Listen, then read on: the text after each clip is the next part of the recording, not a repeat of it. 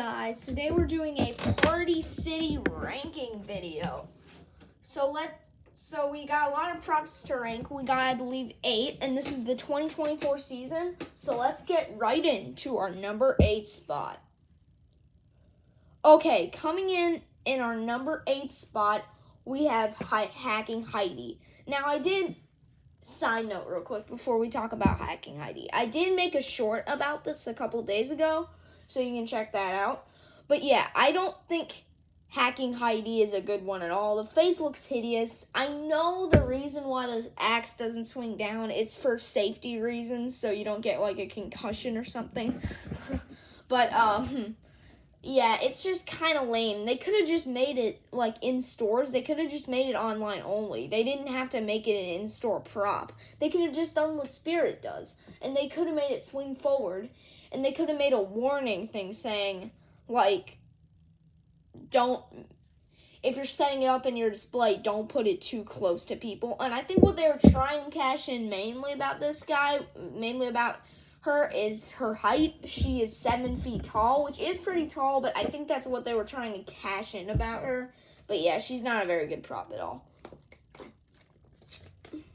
And then, the next spot on our list is the number 7 spot.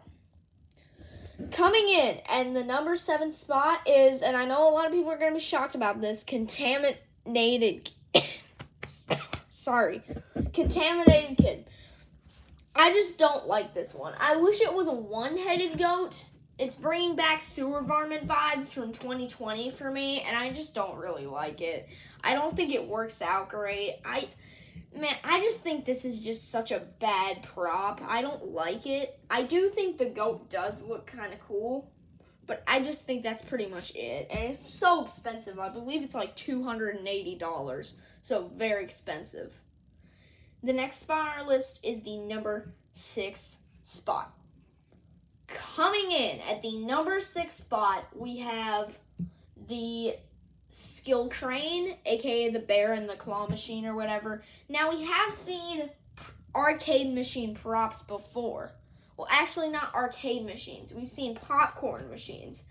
But it was very similar, and I think the popcorn aspect was better. I do think that was a better, kind of thing. I don't think that the bear was a very good option. However, I will give it credit where credit is due, though.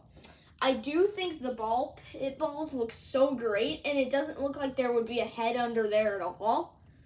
So that's amazing. They definitely executed that better than the popcorn one. The popcorn one wasn't too good, wasn't executed too well because you could see the little bump where the head could come out. This one is completely invisible, so good job with that. But still, honestly, with this one, I would probably put a couple ball pit balls over it. And so when it popped out, all the balls flew everywhere and stuff.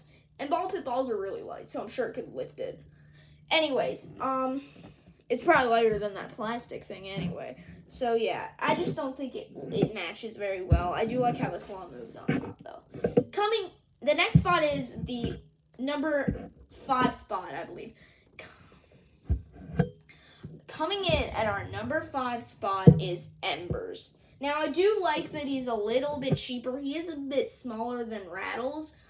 I believe he's $220, which isn't bad, and I do think he looks cool, especially if you're having like a harvest display. You should definitely get him to hold up the harvest sign or whatever you want him to hold up. You can make like a harvest sign out of wood and it says the dead harvest or whatever, and he could be holding it up, which I think would definitely be super sick.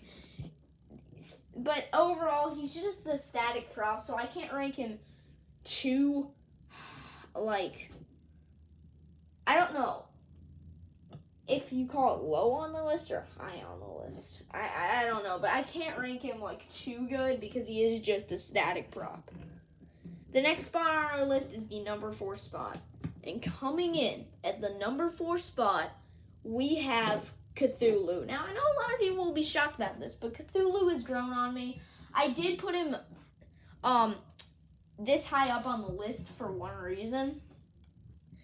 His price is just outrageous. It's $400, which I definitely think is a bit steep. You're better off getting Dr. Payne, in my opinion. But anyways, not talking about Dr. Payne right now. We're talking about Cthulhu. So Cthulhu he's definitely really cool. I love the sculpt that Party City used for him.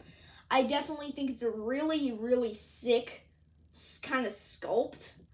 But I don't like how his wings look. They just look fake, you know. But then again, it couldn't be too heavy or it would weigh the prop down. So, but overall, Cthulhu is pretty cool. The next spot on our list is the number 3 spot. And coming in at the number 3 spot, we have the Pale Girl animatronic.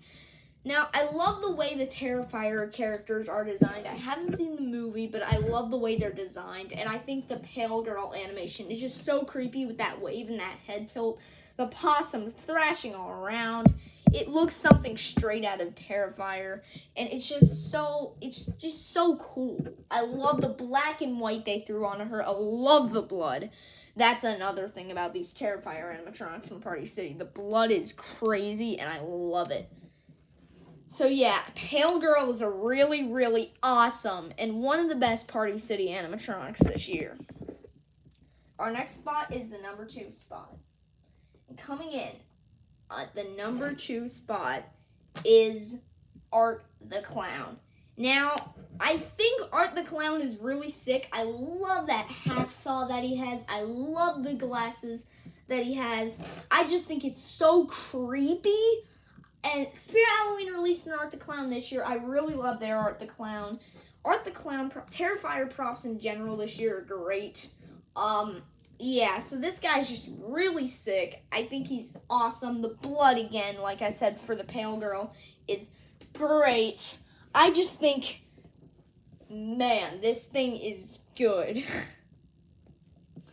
The next spot we have on our list is the number 1 spot. And coming in at my number 1 spot is Dr. Payne, the Fire Eater.